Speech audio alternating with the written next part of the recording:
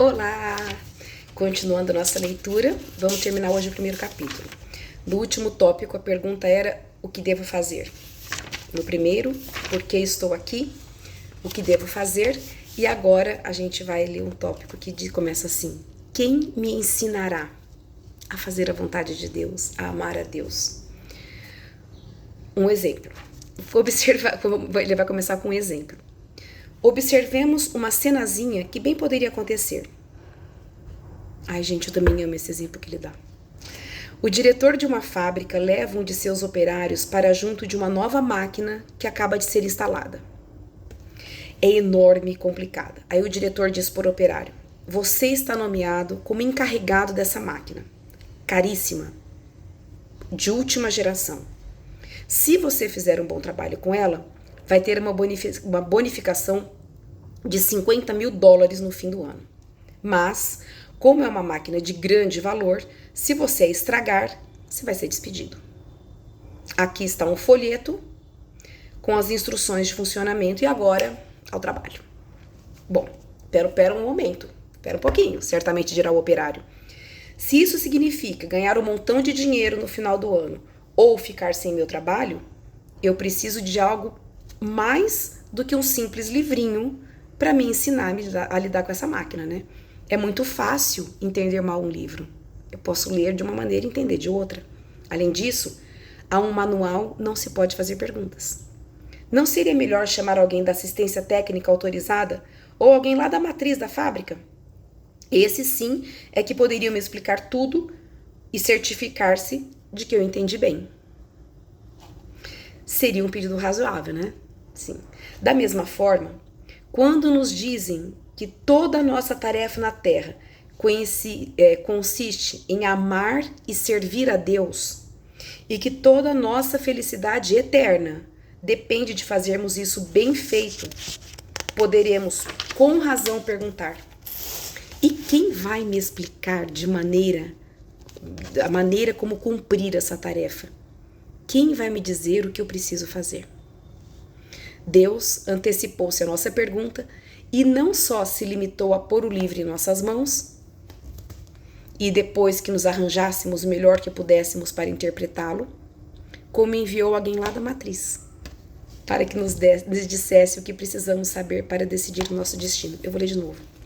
Deus antecipou-se à nossa primeira pergunta e não só se limitou a pôr um livro em nossas mãos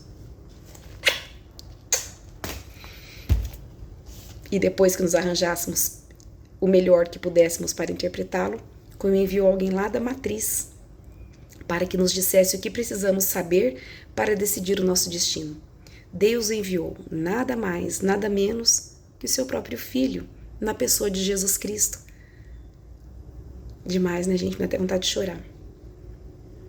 Jesus não veio à Terra unicamente para morrer numa cruz e redimir os nossos pecados. Ele veio também para ensinar com a palavra e para ensinar com a palavra e com o exemplo. Veio para nos ensinar as verdades sobre Deus que nos levam a amá-lo e para nos mostrar o modo de vida que prova o nosso amor, porque ele viveu entre nós. Jesus deixou de estar fisicamente presente entre nós quando subiu ao céu 40 dias após a ressurreição, mas concebeu um modo de permanecer conosco como mestre até o fim dos tempos. Servindo-se dos seus 12 apóstolos como núcleo e base, modelou um novo tipo de corpo. É um corpo místico, mais do que físico, pelo qual permanece na Terra. Trata-se de um corpo semelhante ao corpo social, à sociedade, cujas células são as pessoas. A sua cabeça é o próprio Jesus. A alma é o Espírito Santo. A voz desse corpo é a própria do próprio Cristo, que nos fala continuamente para nos ensinar e guiar. A este corpo místico de Cristo nós chamamos de Igreja, a Santa Igreja Católica, Apostólica, Romana. É isso que o Catecismo da Igreja Católica nos ensina a recordar que Deus convoca todos os homens dispersos pelo pecado para a unidade da sua família, que é a Igreja. Faz isto através do Filho, que enviou como Redentor e Salvador quando os tempos se cumpriram. Isso está no Catecismo da Igreja Católica. E para que tenhamos bem à mão as principais verdades ensinadas por Jesus Cristo, a Igreja resumiu-as numa declaração de fé a que chamamos de credo, ou símbolo dos apóstolos. Nele estão as verdades fundamentais sobre as quais se baseia uma vida cristã. O credo dos apóstolos é uma oração antiquíssima, e ninguém sabe exatamente quando se anunciou com as palavras atuais. Data dos primeiros dias dos começos do cristianismo. O mais provável é que os apóstolos, depois de Pentecostes e antes de começarem as suas viagens missionárias por todo o mundo, tenham formulado uma espécie de sumário das verdades essenciais que Cristo lhes havia confiado. Com ele, todos ficavam com a certeza de abrangerem essas verdades essenciais nas suas pregações, verdades que o próprio Cristo passou para ele. Não foi inventado pelo homem, não foi inventado pela igreja. Cristo deixou essas verdades para os apóstolos e eles deixaram para nós. Serviria também como declaração de fé para os possíveis conversos, aqueles que estavam se convertendo recentemente, antes de se incorporarem ao corpo místico de Cristo pelo batismo.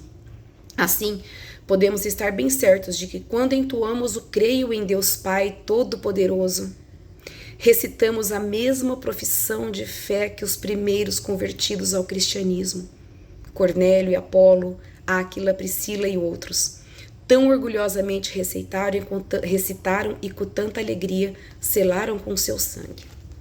Algumas das verdades do credo dos apóstolos nós mesmos as poderíamos ter encontrado desde que estivéssemos nas condições ideais.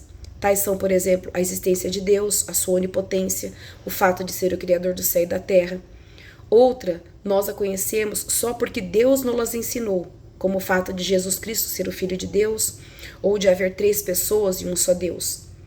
Ao conjunto de verdades que Deus nos ensinou, algumas compreensíveis para nós e outras acima do alcance da nossa razão, ou seja, as verdades reveladas por Deus, chamamos revelação divina. Revelar vem de uma palavra latina que significa tirar o céu.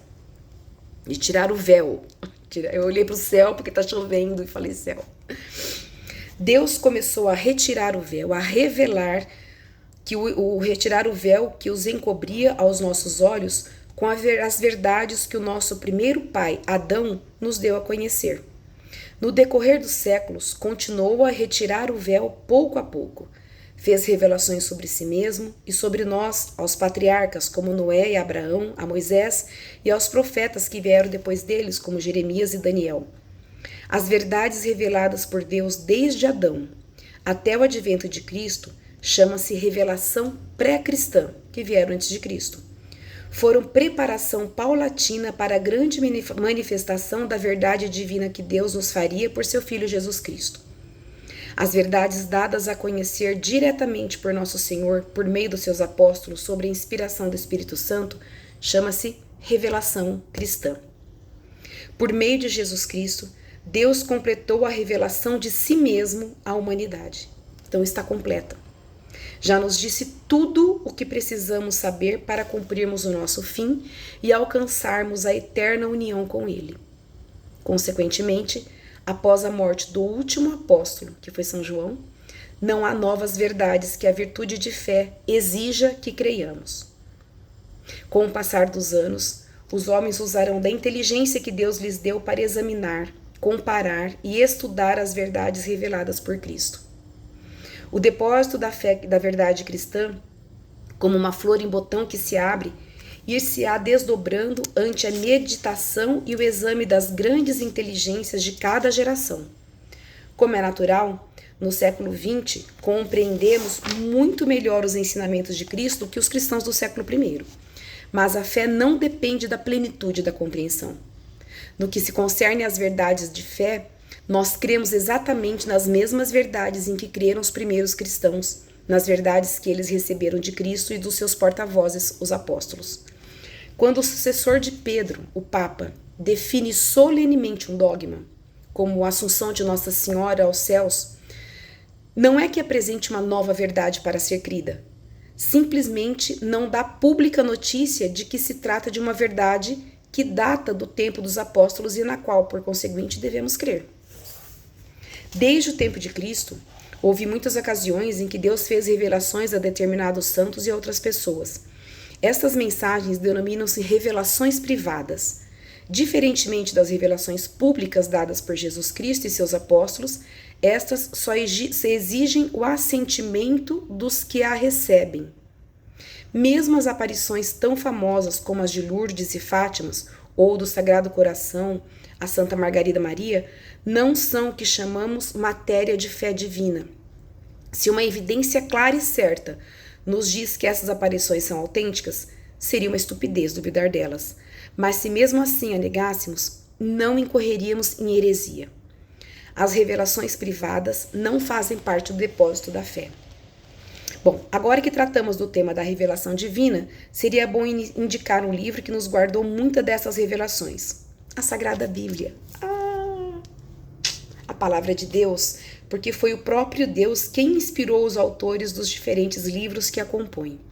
Deus os inspirou a escrever o que Ele queria que se escrevesse e nada mais. Por sua ação direta sobre a mente e a vontade do escritor, seja este Isaías ou Ezequiel, Mateus ou Lucas, Deus, Espírito Santo, ditou o que queria que se escrevesse. Foi naturalmente um ditado interno e silencioso. O escritor redigiria segundo o seu estilo de expressão próprio, mas, mesmo sem se dar conta do que o levava a registrar as coisas que escrevia, mesmo sem perceber que estava escrevendo sob a influência de inspiração divina, era o Espírito Santo quem guiava cada traço dessa pena. É, pois, evidente que a Bíblia está livre de erros, não porque a Igreja disse, após um exame minucioso de que nela não há erros, mas porque seu autor é o próprio Deus e o escritor humano um mero instrumento de Deus. A tarefa da Igreja foi dizer-nos quais os escritos antigos são inspirados, conservá-los e interpretá-los. Sabemos, por outro lado, que nem tudo o que ensinou Jesus está na Bíblia, que muitas das verdades que constituem o depósito de fé nos vieram pelo ensinamento oral dos apóstolos e foram transmitidas de geração em geração por intermédio dos bispos, sucessores dos apóstolos. É o que chamamos de tradição da Igreja. As verdades transmitidas através dos tempos pela viva voz de Cristo na sua Igreja. Nesta única fonte, a Bíblia e a tradição, encontramos a revelação divina completa, todas as verdades que devemos crer. Ai, que lindo, né, gente? Então, terminamos o primeiro capítulo. Deixa agora quem nos ensinará. A gente viu que quem nos ensinará é o corpo místico da Igreja, é o corpo místico de Cristo, que é a Igreja. E através da Santa Igreja, ela que nos dirige, que nos ensina, que nos orienta, através da Palavra de Deus, a seguir e a fazer a vontade de Deus para que possamos um dia fazer morada na eternidade com Ele. É isso. Até a próxima.